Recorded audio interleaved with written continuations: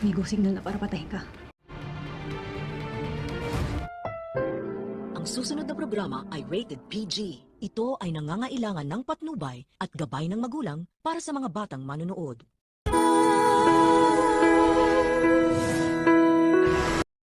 Matapos magsialisa nila Hana at Shaira sa pamamahay nila Christy ay nagkaroon na nga ng pagkakataon ang mag-fiancé na makapag-usap ng masinsinan.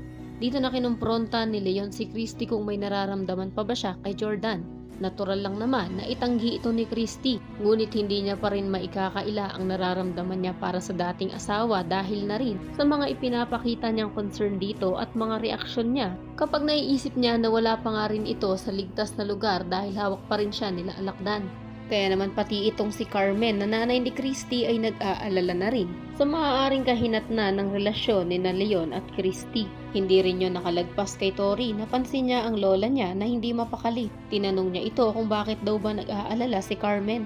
Ngunit upang hindi rin mag-alala ang apo niya, ay sasabihin niya na wala daw dapat itong ipag-alala at hayaan na daw niyang mamroblema ang mga matatanda. Sa kabilang banda naman, nakapag-alaman ni Mariposa ang lihim na plano ni Alakdan kay Jordan. Napatapos nilang makuha ang ransom money na nagkakahalagang 5 milyong piso, ay magbibigay nga ito ng go signal para patayin na rin si Jordan. Hindi naman siya papayag na mangyari yon dahil sa totoo lang ay nahulog na nga ang loob niya dito. Kahit pa sandaling panahon lang silang nagkasama.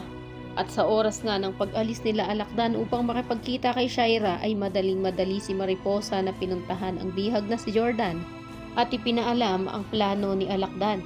Pinagmadali niya na rin itong magbihis upang hindi makilala ng ilan sa mga bantay pagkat ito na rin kasi ang nakikita niyang pagkakataon para makatakas.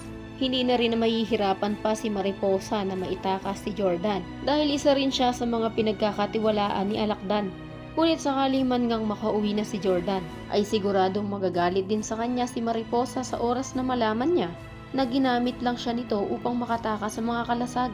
Pero sa pagkakataong iyon, ay hindi na siya muling makikidnap pa pagkat kukuha na siya ng mga security guard upang matiyak ang kanyang kaligtasan at pati na rin sina Christy at Tori. Kaya naman kung isa ka din sa mga nagnanais na makauwi na nga ng ligtas si Jordan, ay i-click lamang ang like at subscribe button. Maaari ka rin mag-iwan ng komento sa ibaba para sa iyong mga salubin at suwestyon. Maraming salamat sa iyong panonood.